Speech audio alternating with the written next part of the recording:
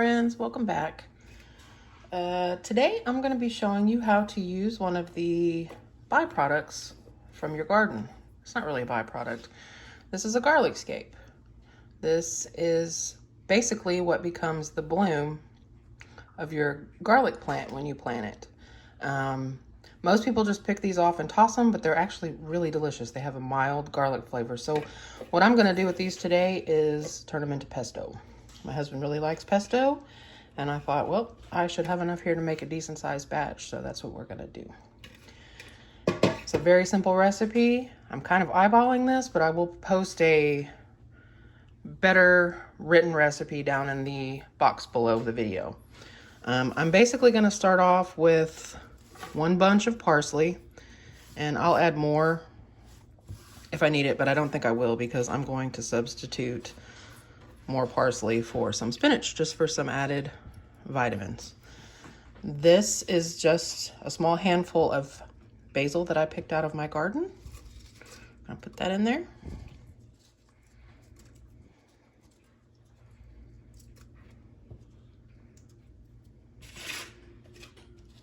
I'm using shaved almonds or sliced almonds. You can use pine nuts, but pine nuts are very, very expensive right now. So I'm substituting for almonds, but use, whatever nut of your choice. Some people use walnuts, some people use cashews. I'm just using what I already had in the pantry. So almonds in, I guess this might be about a cup. I'm gonna add my lemon juice. This is a couple tablespoons of lemon juice. You can use fresh. I'm just using the stuff out of the bottle.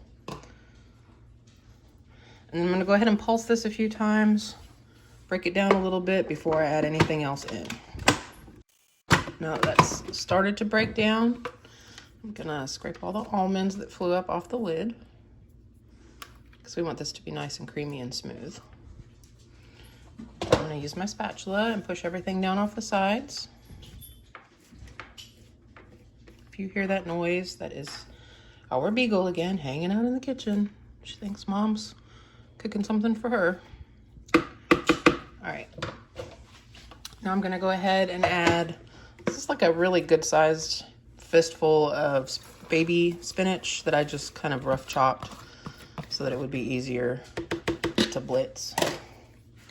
And for my garlic scapes, I'm just going to give them a rough chop so they fit in there a little better. So I'm going to go ahead and do that, and I'll be back when I'm ready for the next step. Okay, I just went ahead and gave all of those garlic scapes a rough chop so they would fit into my food processor a little better. And I'm going to just continue to pulse until it's a little bit smoother, and then we're going to add the cheese. And we're going to go ahead and scrape it down again. As you can see, it's starting to get a little thicker, and it wants to climb up the walls of the food processor. That's fine. Just use your spatula and push it back down. No big deal. To this, I'm going to add, I don't know, maybe about a cup of Parmesan cheese. Just like I said, I'm just eyeballing it. Add more or less, depending on your taste. And this is combined with the olive oil what makes your pesto creamy. So we'll start with that, and then I'll see what it looks like. I'm gonna pull my food processor out just a little bit. Hopefully you can still see. I'm gonna take the top part out, and then I'm going to drizzle in some olive oil. Splurge on your olive oil for stuff like this that's not gonna be cooked.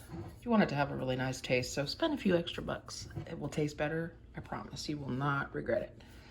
So we're gonna go ahead and turn this back on. It's gonna get a little noisy, and I'm going to drizzle in olive oil while it runs until it's nice and smooth. I can't give you an exact amount because it depends on all of your ingredients, how wet they are, how much cheese you put in, so we're just gonna eyeball it.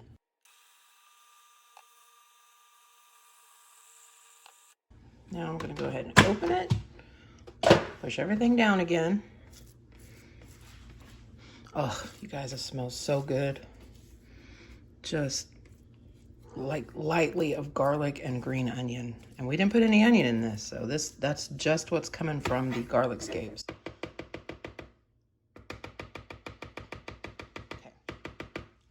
turn this back on again, and I'm gonna drizzle some more olive oil in it until we get it exactly where we want it. Okay, I think it's pretty close to where I want it. Look at that beautiful, bright green color. That is stunning. Stunning. It's gorgeous. And I wish I could explain the smell that is going on in my house right now, but I'm definitely hungry. So to this, I'm going to add a little bit of salt, a little bit of black pepper, and because I want to give it a little something something, I'm going to add a little bit of red pepper flake. So I'm going to add, I don't know, good size pinch of black pepper. Same for red pepper flake. You know, season from your ancestors, whatever looks good. A little red pepper flake in there. This is not traditional pesto, you guys. This is something completely different, but it is still so good. So a little bit of kosher salt. I'm gonna taste this when it's done and adjust anything that needs to be adjusted. I won't give you measurements, salt, pepper, red pepper flake, because honestly, that's personal preference. You know, if you're on low sodium, don't add salt. If you don't like spicy, don't add the red pepper flake. It's completely up to you. All right, we're gonna run this a little more. Get this all combined really well, see if it needs any more oil, and then I'll show you how I store it.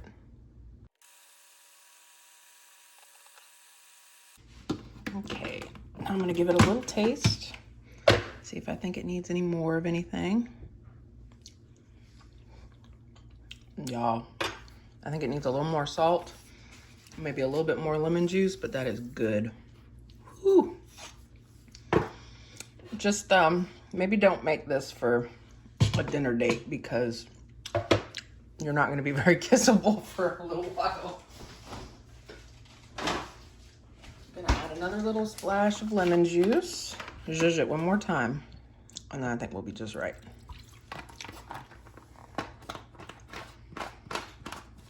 Just play with the recipe. You know, even if I give you a full written recipe, it's not gonna be the way you want it. So just tweak it until you get it where you want it.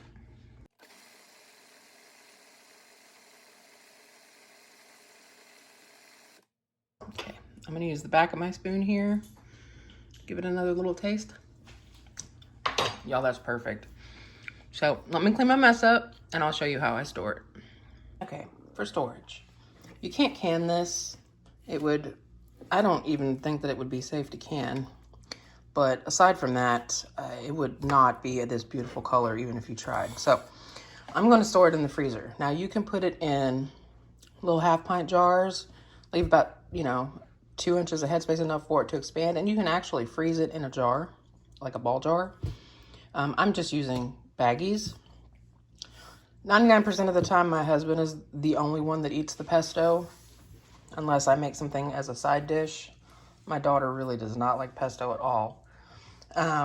So whenever he feels like making pesto when I haven't cooked dinner, all he has to do is just take a bag of this out, let it thaw, and I've patted it really thin so it'll thaw quickly, and then he can just add it right to his pasta or whatever. An easy way to do this is just to put your baggie in a cup, and that way you don't make a mess of the outside of your bag. So I'm just putting, a cup and a half in each baggie, and smushing as much of the air out as I can. And I'm gonna freeze it. I think I'm gonna put a little more in this one because I also think that this would make a spectacular marinade.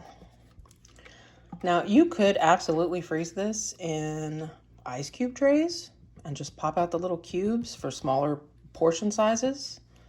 I don't have an ice cube tray, so this is just what's easier for me. Make sure you write on your bag what it is and the date so that it doesn't get lost into the abyss of your freezer. And now you have an easy dinner idea. So just smush out the air. Pat it out flat. Oops, sorry. and it's ready for the freezer. And you know, normally this would be something that people just toss aside in the garden. And with a little bit of additional ingredients, I now have 3 dinners for my husband, or 3 lunches for when I don't feel like cooking. So, thanks for watching, everybody. If you give this garlic pesto a try, make sure you leave me a comment in the comment section below. Let me know what you thought about it. And as always, I'll see you next week.